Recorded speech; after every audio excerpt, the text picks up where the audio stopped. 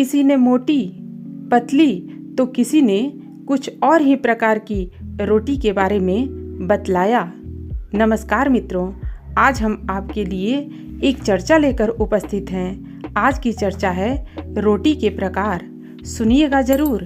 मित्रों, कुछ बुजुर्ग दोस्त एक पार्क में बैठे हुए थे। वहाँ बातों बातों में रोटी की बात निकल गई। तभी एक दोस्त बोला, जानते हो कि रोटी कितने प्रकार की होती है? किसी ने मोटी, पतली तो किसी ने कुछ और ही प्रकार की रोटी के बारे में बतलाया।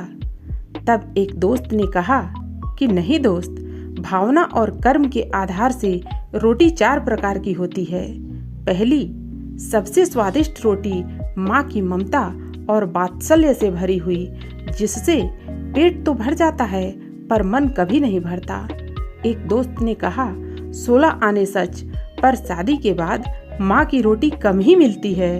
उन्होंने आगे कहा, हाँ वही तो बात है। दूसरी रोटी पत्नी की होती है, जिसमें अपनापन और समर्पण भाव होता है, जिससे पेट और मन दोनों भर जाते हैं। क्या बात कही है यार, ऐसा तो हमने कभी सोचा ही नहीं। फिर तीसरी रोटी किसकी होती है? एक दोस्त ने सवाल किया। तीसरी रोटी बहू की होती है, जिसमें सिर्फ कर्तव्य का भाव होता है, जो कुछ कुछ स्वाद भी देती है और पेट भी भर देती है और वृद्ध आश्रम की परेशानियों से भी बचाती है।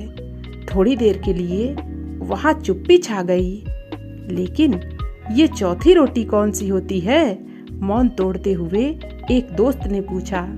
चौथी रोटी नौकरानी की होती है, जिससे ना तो इंसान का पेट भरता है, ना ही मन तृप्त होता है और स्वाद की तो कोई गारंटी ही नहीं है। तो फिर हमें क्या करना चाहिए?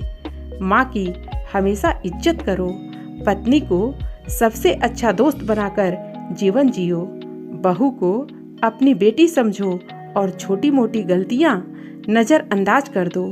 बहू खुश रहेगी तो बेटा भी आपका ध्यान रखेगा। यदि हालात चौथी रोटी तक ले ही आए तो ईश्वर का शुक्रिया करो कि उसने हमें जिंदा रखा हुआ है। अब स्वाद पर ध्यान मत दो, केवल जीने के लिए बहुत कम खाओ, ताकि आराम से बुढ़ापा कट जाए और सोचो कि वाकई हम कितने खुशकिस्मत हैं। मित्रों, चर्चा आपको कैसी लगी? आप अपने कमेंट्स के द्वारा हमें अवश्य बताएं। चर्चा पसंद आने पर वीडियो को लाइक और शेयर करें। ऐसी और चर्चाएं सुनने के लिए हमारे चैनल को सब्सक्राइब कर लें। धन्यवाद।